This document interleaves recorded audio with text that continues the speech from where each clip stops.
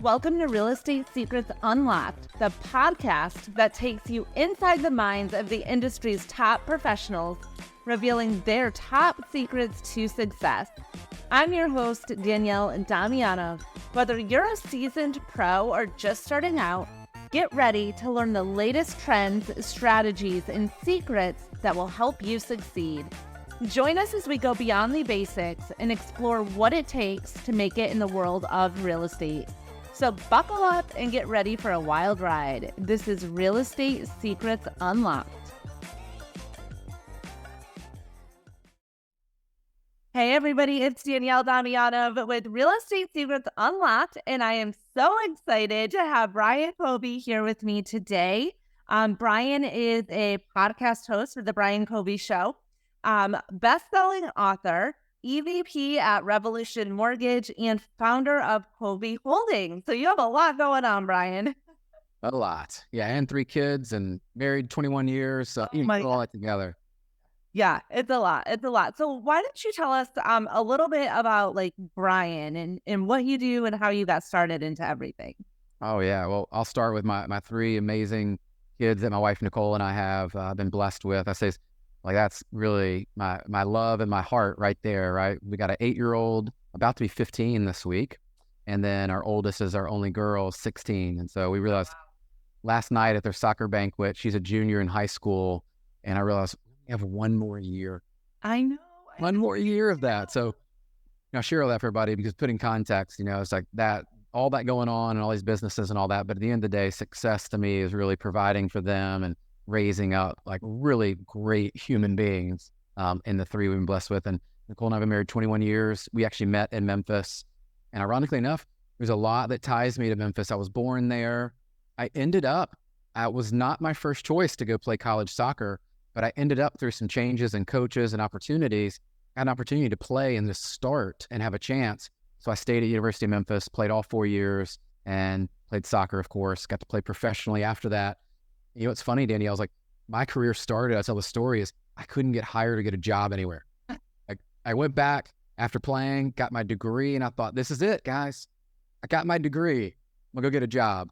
And 2001, you remember back, some of that, it wasn't the best of economies, somewhat like today where not every company was like, yeah, we're just going to take people on, we'll train you. Well, for 6 months, I did odds and ends, coaching, helping my dad with his business. I would do whatever. I would just go pick up random jobs yeah, I'll go do that. Yeah, I'll go do that. And I met Nicole through all of that. And I went to a career fair and I found Wells Fargo Financial was one of the companies. So if you don't know Wells Fargo Financial, it was one of those companies back in the day of strip center. You can imagine buy a pizza buffet, Chinese buffet, and they would loan people money for the no payments, no interest on furniture, right? Let's say it was very glorified, dressed in a suit and tie, look all cool. And I did learn, though, what I told her is I learned foundational sales skills. I'm on the phone all day. I'm trying to sell to people twice my age. I'm learning credit because I'm running credit on everyone. And I'm learning how to do all these other products and programs. So that was my start. That's how I learned my first mortgage loan was a true debt consolidation because someone had so much debt and all they really had as far as an asset was their home. We restructured that, put that on a nice 15-year mortgage. I'll never forget. And we were able to get their payment down almost in half. Wow. They just had all this debt. And so for people out there listening, it's there's different reasons people refinance. Always because of a lower rate. I share that because today you might be thinking, where's the market? Where's the opportunity? There's still an opportunity. People have problems. We got to solve them. And Danielle, 22 years later, still can't get me out of the mortgage business. Well, what's interesting that you just brought that up. I actually did a Facebook post on it today on the refinances because the credit card debt is at an all-time high. And the interest rates on credit cards are 29% on some of them, And so, if you have a 7.5% mortgage, even 8, I'm sure you can get it lower, but let's just say even if it's 8, and you have all of this high interest credit card debt, you consolidate it into one, right? And then refinance it into the future. I've done refis recently where we're saving thousands of dollars a month, not hundreds, but thousands of dollars a month, just getting them into that one low payment. So it's funny that you brought it up. And I don't remember, we have similar stories because I graduated in '01 also, couldn't get a job and ended up at AmeriQuest Mortgage. And the rates were super high at AmeriQuest because it was subprime.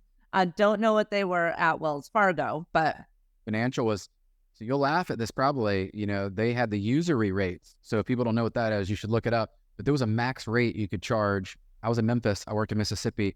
And I want to say it was around like 36%. And there was ways to calculate this. Some of our mortgage loans, we were doing in 15 to 20% interest rates because we were able to shorten the term. Some of them were 5-year mortgages. I mean, it was wow. things that I'm so thankful because I learned the business the right way of Right. Why should they be on a 5-year or 7-year? We could do an 8-year, 11-year, and we would actually sit down with them almost like a financial planner, take all those debts, and we'd restructure it. And so I share that because it's like one of those people going, man, rates are so high. I'm like, I didn't know any different. I just knew their problem was their payments and all this interest they're paying, and they wanted one payment. Most of them wanted simplicity. And so what we offered them was one payment, one rate. You can make it automatic. We would even do bi-monthly payments, right? So you could even pay it faster. We would just teach people basic debt management. And that was, for many of them, got them tremendous amounts of wealth they would have had they tried to pay this, pay that. Right. Maybe they had a 7% rate at that time, I think is where mortgage rates were trending. It worked. It still helped people. Well, one of the things I kind of want to point out, and correct me if I'm wrong, is that you got out of college and, soccer and everything. And then you mentioned you went to Wells, but it sounds like they were a great, trainer, right? You learned the business there. And I think that's something important to point out because a lot of real estate agents, for example, or mortgage brokers, they'll get into the business and go out on their own. And without having that initial, solid foundation or solid training on this is how we do it, that is just can cut the time, the learning curve in half, if not more. So 100%. So I remember my boss, Ken Ford, and the thing that I learned the most from him, and then Peter was our divisional or regional, whatever they called them. We would have these contests and I loved it. But to your point, Danielle, like we would actually have Ken listen to my phone calls. He would sit in when people came in the office. I got immediate feedback, immediate training. And then he'd pull me aside. He's like, hey, come listen to this call. I'm going to do these calls. And that amount of mentorship and then doing the reps, it accelerates your growth. I think you're right. A lot of people want to skip. They see these agents or mortgage lenders that are highly successful. They don't see the long weekends, the late nights, the reps they're putting in, the training they're doing. So I say for everybody is the right mentor could be worth 6-7 figures for you. If you learn the right way, it will accelerate later on. But if you skip the steps, I've often found, you know these people, Danielle, I was telling someone this morning, I know people in mortgage, the last 10 years, they basically had the same year over and over. They had a little bit of peak because rates dropped. They had a little influx, but they're no better than they were 10 years ago. Right. How sad is that? Like, I know. They haven't learned, they haven't implemented. And I'm not saying you have to always go up and make more money or more production, but I'm saying if your quality of life and how you define success is not being, you're not getting closer to that, then there's a problem with how you're learning and growing. And that's where mentorship and great leaders come in, is they accelerate and help you and go, let's go this way. That route, that's not the route you want to go. Let's go here. That's the ticket. Well, and the thing is also, if you're with a company and you're not in that growth environment, you can put yourself in that growth environment through masterminds, coaching, training, and all different things to really help you, to help you grow, to help you change, to help you get better. So great point. So take me to 2008. I want to know what happened then. Well, we had our first child in 2007. Presley was born in April. And then Davis was born a little over 18 months later in November of 2008. So I remember August through October and 2008, that's when Wachovia was going to be bought by Citi, but then Wells Fargo stepped in, didn't need government assistance and all this. And I'm at Wells Fargo, by the way. I've moved that time to full-blown. I'm originating mortgages and doing all that. And I'm watching this happen. So the acquisition's happening. The same time, my position down in Florida, I lived in Tampa, we have 2 kids, my position gets eliminated because obviously the market's here and the market's going to here. We can all see it, it's all happening. So you're watching this, okay, we're acquiring a company, this is happening. I remember when a job got eliminated, I had to go reapply for several other positions and I was put into a temporary spot. And the lesson in this for anybody listening out there, because you're probably going through this in this market today, you might have just been laid off. You might be about to be laid off. Unfortunately, that's coming. what I learned and I can look back on now is I made myself so valuable to key stakeholders, and I was persistent and said, hey, can I help you with this? Hey, do you need help over there? What's your biggest problem there?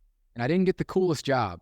I got a job temporarily, unfortunately, go close down branches, shut down underperforming branches, consolidate branches. It was not fun. I was on a plane, 2 kids under 2, and I'm traveling, doing whatever I got to do. And I bring that up because that might be which season you're in right now. People that are listening, and you're like, just got to do whatever I got to do. Right. Add value, ask people what they need help with, be very intentional and confident about what you can do, because people still have problems they need solved. They just don't know how to pay people. You can solve problems and reduce costs or drive revenue. You have an opportunity. So my 2008, taught me a lot. When you hit rock bottom and you lose everything, I mean, like everything, we had to start over. We ended up through that. About a year later, we ended up moving back after my temporary stint back to Tennessee. That's how we got to Franklin. And I remember I was like, man, we couldn't buy a house yet, didn't have any money saved up. And it's like, I was starting over. And after all these great years, I made all this money, starting over. Very humbling. Yeah. And anyone that's been through that time is always in the back of your head. You know, you're always like, what's going to happen again, Crazy. So you moved to Franklin, and then you got started where? Did you go? Stayed at Wells Fargo. So again, this is where I say the power of building relationships is. There was an opportunity that came back here, started helping out originating again. And there was an opportunity that came up, and they said, hey, we need to make a change over here. You've got all the skills. We need you to run these branches and like lead these teams. We need you to recruit and grow across Tennessee. Like, will you come back and do this? And I'm like, yeah, I'll do it. Like, sign me up. Required more travel and some things that I wasn't in love with. But again, sometimes in those seasons, you have to do what you have to do at that point. And so we started to build it up. We built one of the top areas in the whole country, opened these branches, made some amazing connections, and ended up staying at Wells almost 13 years. And so 13 years of my career. Wow. And back then, you think my mom retired from the city of Memphis at almost 30 years. I thought, well, maybe I'm one of those people. Maybe I'll just work at the same company forever. And I remember it was a change in the bank structure and just some of the things were happening. I'm like, I don't really line up with this. And I saw enough of the signs that I said, I'm gonna have to start looking outside. Fortunately, one of my friends was already at another company, Movement Mortgage, and they actually called me and said, hey, we need somebody to lead all these states and do all this stuff. Will you come interview with our owner, Casey? And I'm like, look at her. Like, I'll just go do it. We hit it off. Next thing you know, helping. And that was a great part of my career of helping Movement really get off the ground, work with some amazing people. And I got to learn outside of the bank and what a true like independent mortgage banking company looked like. And it was a startup. At that point, they weren't near what they are today. Remember, just great relationships, learning so much. So again, another opportunity. God opened a door. I went through it and made some great relationships, and we did some cool stuff there. We had a lot of things to be proud of. Yeah, it's a great company. I was there for a couple of years. So tell me, what are some of if you're looking to build a team, right? So if you have just single loan officer, single real estate agent, and they're wanting to get into that leadership role or they're wanting to grow a team, what are some of the ways that they can kind of go about doing that? Yeah, before I jump into the tactics, let's talk about why. Because I have these conversations a lot with people today. If you're thinking getting into leadership is going to be easier, significantly more money, it's going to be this like fast track to all your goals and dreams and success, let me be reality and tell you that is not true. If you're looking to become a better person, your own personal development really intrigues you and you have genuine curiosity about becoming better, you actually care about other people. You want to help them win and succeed, and you understand taking a short period of time and investing in yourself and really growing people around you will eventually lead you to a day in which your team is so functional and they're doing things that, yes, you're not in the day-to-day minutia, but as a leader, it is a very different skill set. So what I would say tactically is, one, evaluate where you are today and understand what got you here to be successful as an individual agent or LO is not what will get you to be successful as a team leader or someone that's running multiple teams. And I would start to look to some of the greats, John Maxwell. Of course, I love Ed Milet, talks quite a bit about that. John Gordon is out there. Start to study the greats in leadership. Start to read the books, listen to the podcasts. And I would even encourage you to go through and do your DISC profiles, do the Colby Index. Start to learn. What most people skip over is when you learn who you are. Right. Clarity now presented, because you go, I'm really good at this. I am not good at that. What you're able to start doing from that is decide, okay, I'll need this person on my team, but I can run these pieces of it. So for me, I'll give a real life example.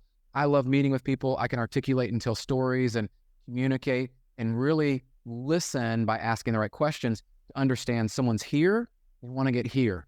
I have enough experience and tangible evidence to where I can go, yeah, I can help you with that. And so I'm good about bringing people in that are the right fit. And when they get here, helping them achieve that. That's what it's about as a leader.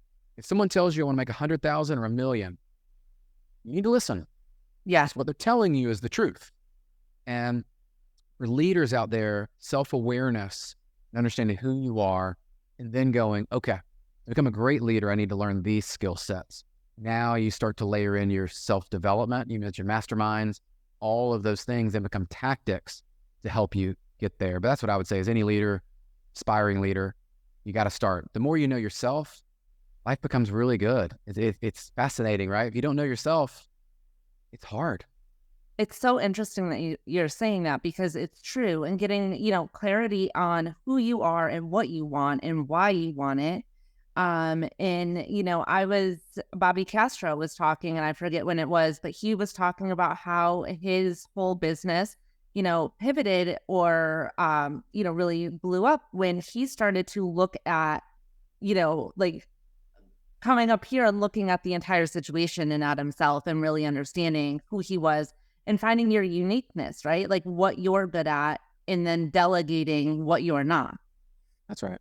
So definitely some, great points. How do you find, what your unique edge is? So I've been fortunate. I've worked with brand builders, Rory and AJ Vaden, shout out to them. And, it's interesting. You mentioned Bobby. I've actually seen Bobby on his journey and some others, but since you brought him up, saying he had a uniqueness, but what I observed is he wasn't really communicating that out to the masses through social and other things. So I've watched him adapt, and somebody that, ridiculously successful, right? Let's just call it what it is. The guy has done things that most people would dream of, and he's a great human being. Mm-hmm.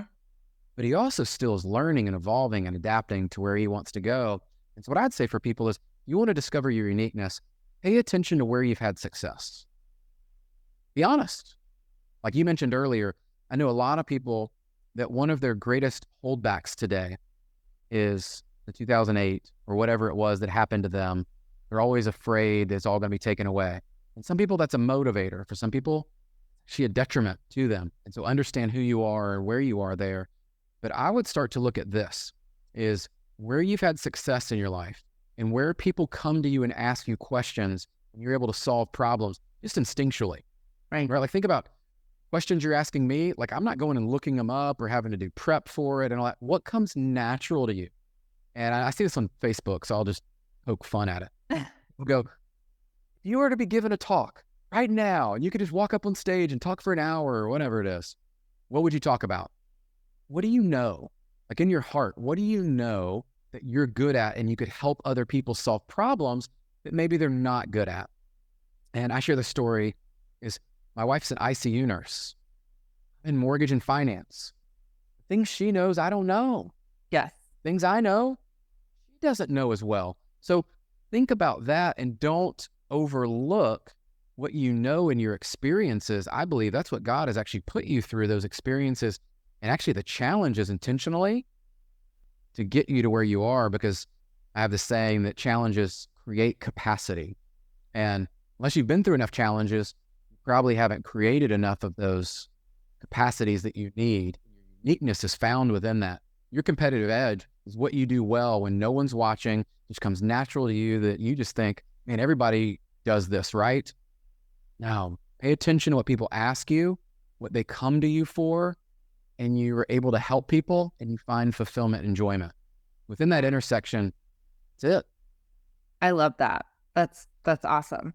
Yeah, and really figuring out, first clarity within yourself, but what are you passionate about? And like you said, what do people come to you for?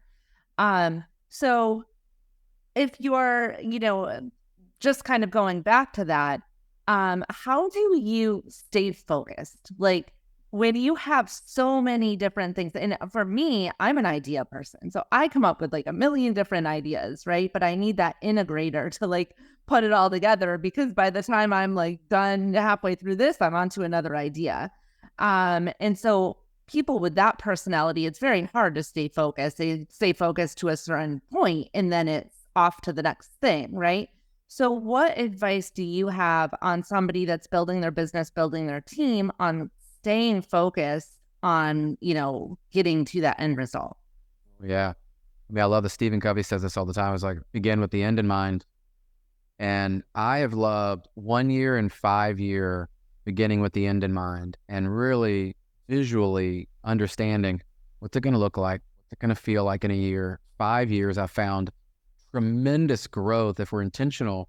I actually believe in 5 years, I was able to accomplish what I thought would have taken me 10 years. And I look back on that and I studied it and looked at it like, well, why was that? I had a coach. Number one, I had somebody that was holding me accountable, giving me advice. We met weekly. I was asking questions. I had another coach that was very specific around recruiting and team building. And we actually collaborated, did a lot of things together, because I knew that was the engine to drive. If we recruit and build an amazing team, that takes care of a lot of other things. And so I was very intentional there. And the last one, you talked about masterminds earlier, Danielle.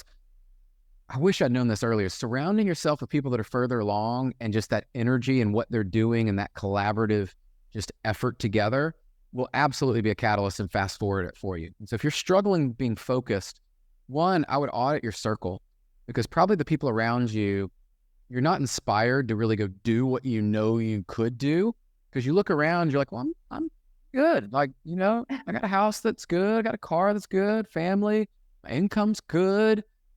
And you hear it all the time, but good is the absolute enemy of great. And I actually believe now great, people will define greatness differently. Greatness could be actually holding people back from ridiculous success, is what I've started. And ridiculous success to me is doing what I want to do, when I want to do it, with the people I want to do it with. Freedom. I mean, think about that. What would your days look like? You could just go do whatever you wanted to do. Whenever you wanted to kind of go off and do that, you go do it with the people you want to do it with, the people you care about, you love, and all of that, and actually aligned up with your purpose and what you're passionate about. That would be life. Like every day we would show up and you're like, bills are taken care of, you got revenue, you got companies and all that coming in. And I bring all that together because I think for a lot of people, they haven't defined success. And it's got to be selfish. It's got to be yours. And you have to then work backwards to get your intentional focus dialed in, which is, if I want to make 7, 8 figures, or I want to have this beach home, or I want to have this opportunity to travel with my family, now I can work and reverse engineer it. Right. What needs to happen in order for that to be a reality? And I use the example sometimes of, we bought a couple of properties down in Orlando. We were getting before the show. That was very intentional. As I said, you know what? We want to create passive income, generational wealth with properties. I love the market. I did the research, and my kind of beginning with the end in mind was, we have 3 kids. I want to go ahead and get 2 properties for the 2 older ones done. My focus then became, okay, how do I make enough money? How do I do the deal? How do I find the property? And I love how the world works in the universe. And I think God will put opportunities in front of you, and you go, by the way, both were off market. And I share that with you because that's where the market is today. And 2, I wasn't looking before that. But when I started to look, things came open. I started to notice. I'm like, oh, yeah, there's that. Oh, there's that. And in your life, if you have those goals, the goal is bigger than buying the real estate. The goal is really to pass on something to my kids. Right. And to create some financial freedom within that. And so when you reverse engineer this, clarity is what you're seeking. And then the clarity allows you to decide, what do I do to get there? And by the way, you got a coach in your corner, you're in masterminds, you got accountability mentors, all those things. Those to me are just the accessories to allow you to achieve that. And so I've already written my 2024 business plan with my coach. It's already defined out. And I've got 4 buckets that I go through. and I've got 2 main SMART goals underneath each. Well, now I know when I show up next year, I know exactly what I need to do to achieve those. Clear. Imagine what that would look like if everybody had intentional focus like that. Right. That's been what's worked for me. And I know I've figured I've been around myself long enough to know what works, doesn't work. So I think there's 2 key points here. Number one is having a coach is super important, but what's even more important than having a coach is being coachable. And it sounds like you are very coachable. There's a lot of people that will go out and get a coach and think, oh, I got my coach, but then they don't do what the coach said and they're not coachable. And then they're, in the same position. So getting a coach is great, but really understanding that you have to be coachable, is also equally important. So my other question or second point to that is there's a lot of people, and I teach business planning classes to real estate agents.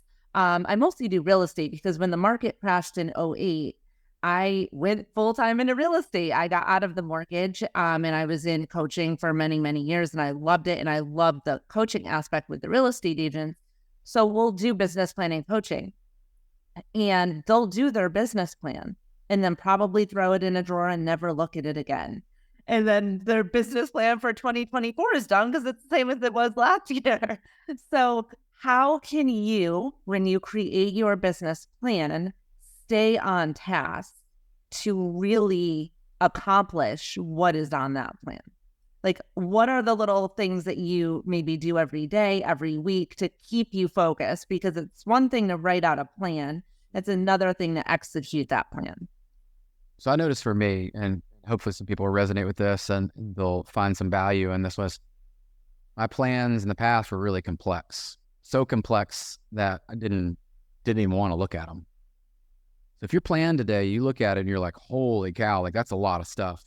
That's not the right plan for you.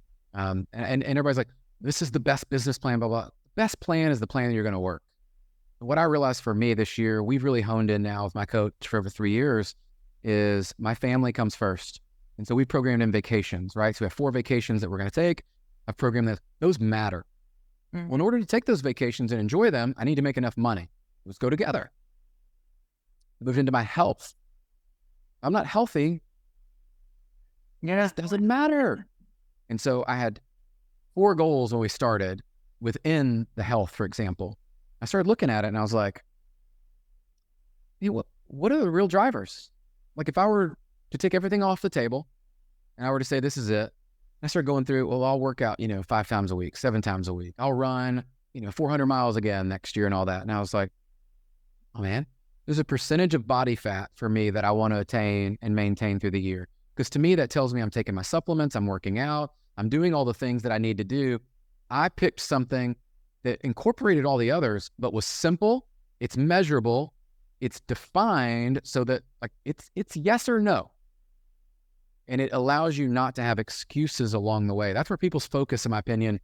For example, I'll give you the one, the running the 400 miles. Well, how many people do you know like would start it in January? Be good. You get to maybe April, if they're lucky. They start falling off. Maybe they get reinvigorated around September, October. Maybe they wait till November. They're like, oh, I got to do all this stuff. That was never a goal you were committed to and passionate about anyway. Don't write it down. You've got to be committed and connected to it. It's like in my business goal, there's a lot of goals I could choose. But at the end of the day, what's the one that's going to get me fired up and a little bit scared to go, I told my friends this goal, they're going to think I'm absolutely nuts. And I'll just tell you guys is with our company, adding another $1 billion of production. That sure is not going to be easy going into 2024, knowing the market, knowing what we have in Q1. I'm going, add $1 billion.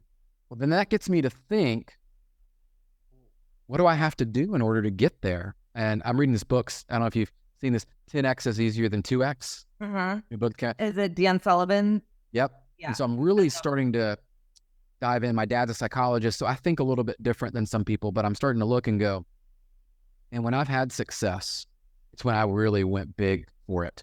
And then along the way is, Andy Frisell will talk about aggressive patience. I did the things every day, whether I felt like it or didn't feel like it, and I was just getting base hits.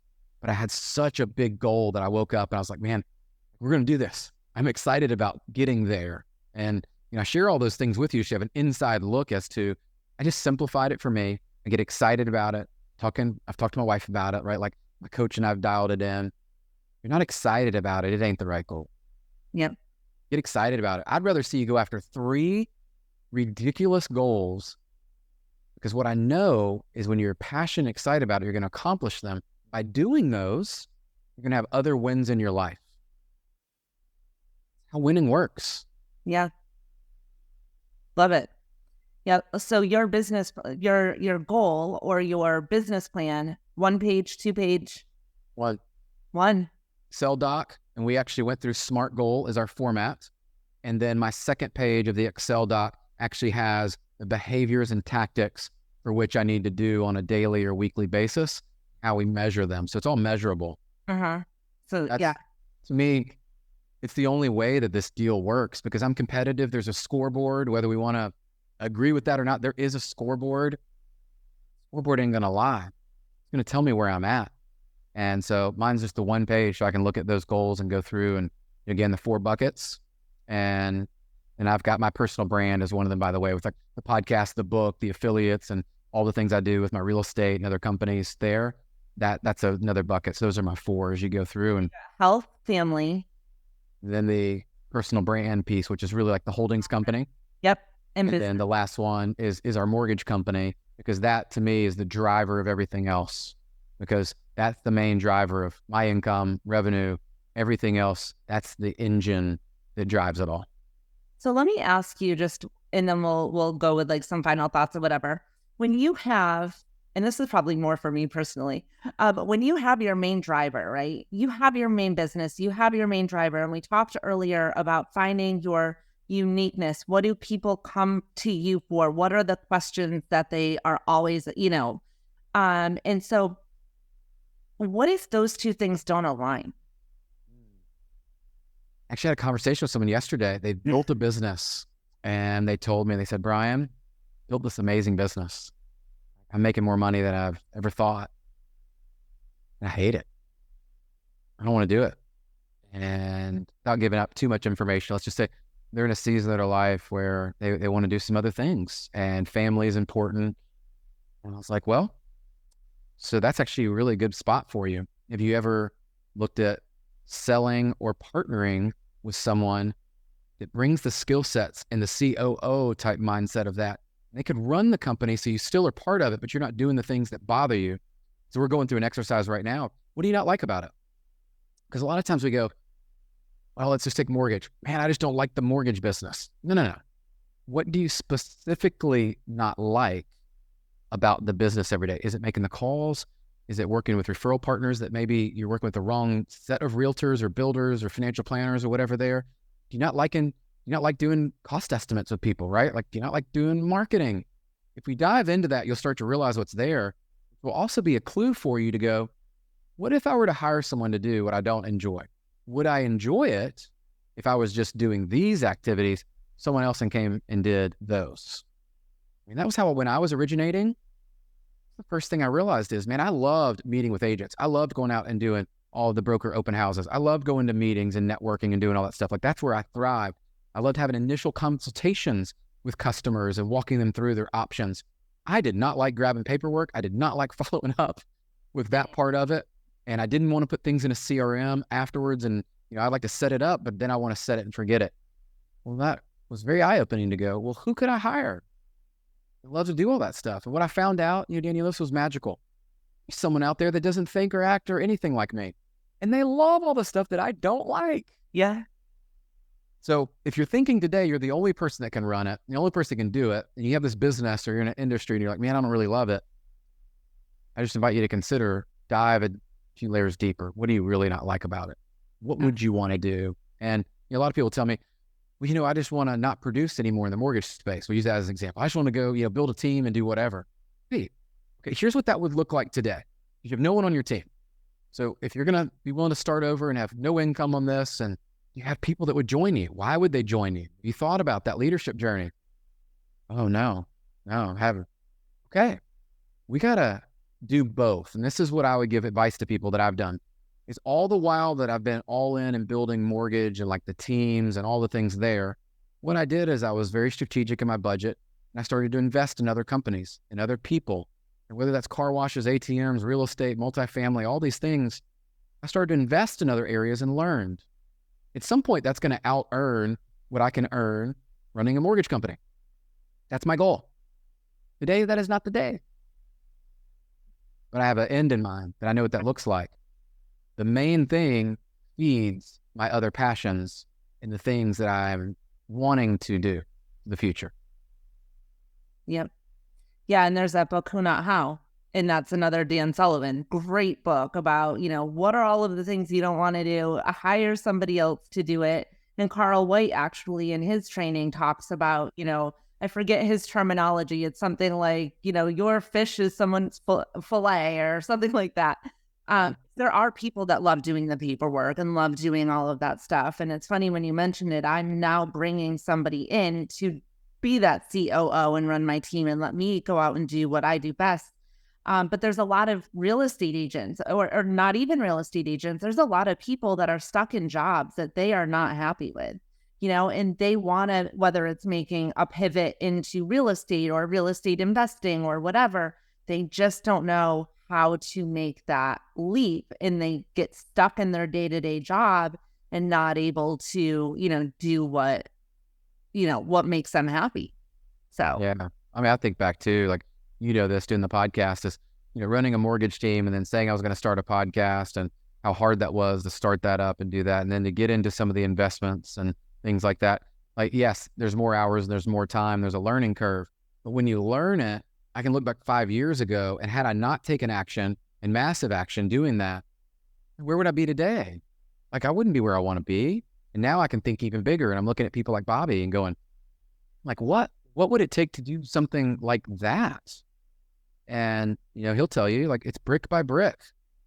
You're just building this. And so for anybody out there that's listening, it's like, if you're in a job like that, today that just might be a means to an end for you for right now. Or maybe the season you're in. Right. And along the way, you need to learn the skills, meet the people, and be prepared for when that opportunity comes. They say where preparation meets opportunity. Most of the time, people aren't prepared, and the opportunity comes and it goes right by them because they weren't prepared. They went to someone else. You got to prepare. Yeah. I think a lot of the big takeaways and just kind of on the whole, growing yourself, your business, your team, everything from this is number one, be coachable, discipline, have that discipline, keep your business plan short to really start to measure where you're going, each year with your business, because if you hadn't been doing that for years, you wouldn't be in the place that you're in right now. So, really measuring, getting clarity on what you want, getting clarity on where you're at, and then what you need to do moving forward. Any last comments or advice or books you love to read or whatever? Oh man, I love it. Well, thank you for having me on, because these are always fun conversations. I love just collaborating and doing those things. And what I would share with everybody listening is, you are where you are based on past decisions. And I would just invite you to give yourself some grace. Honestly, like in this season, I think going into holidays and different things and New Year's resolutions and all that people are really hard on themselves. And what I've learned, you can give yourself some grace, and then you can get clarity about where you want to go. And more importantly, who you want to be. And you hear this a lot, but what that means is, who would I have to become so that these opportunities, these things and things I want to do and people I would have in my life would actually be present? Start to focus on that, and every day make an intentional effort towards becoming that person. How would that person act? How would they respond? What would they be doing? I run that tape through my head sometimes, like when I don't feel like doing something, or I'm just in one of those that just funks, and you're like, what would the best version of Brian be doing in a year or 5 years from now? Honestly, and I'll even stop, close my eyes, and it's like resetting and being okay that things are not always okay, but knowing that you have the power within you to actually determine your state and move forward. It's real. I just invite you to go through that. Yeah. And be ready for what's next. And I think God is preparing you through those seasons actually for something greater. But oftentimes we miss it because we're just so stuck in that hamster wheel and that funk that it's like, woe is me, never going to happen. How some of the best people, you listen to their stories and, you can tell they came from dark, low places. And that could be you. There's one decision away. Absolutely. You know, Ed Mylett, I was listening to him the other day and he said, your life right now is, whether good or bad, is a direct reflection on your actions, you know, from 90 days ago. So where you're at is, so if you're not in the spot that you want to be at right now, what were you doing 90 days ago? And the great thing is that you can change today and be in a totally different position than you're in today by taking action, you know, taking the steps, moving forward. 90 days from now, you could be on your way to exactly where you want to be. So, yeah.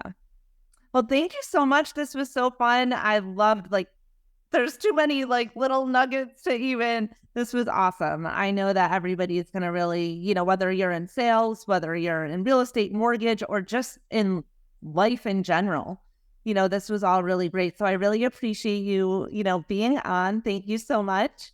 And Brian is, all of his information is going to be below. So that way you can reach out to him. He has a book. You can read his book, listen to his podcast. So thank you, Brian Covey. Thanks, Danielle. Hopefully everybody will share this with some friends. Yes, absolutely. Well, that's a wrap. I hope you enjoyed today's episode of Real Estate Secrets Unlocked. Don't forget to subscribe to our show on your favorite platform, and we would love your feedback. Check us out on social and let me know what topics you want more of. Don't forget to like and subscribe to our channel and our show.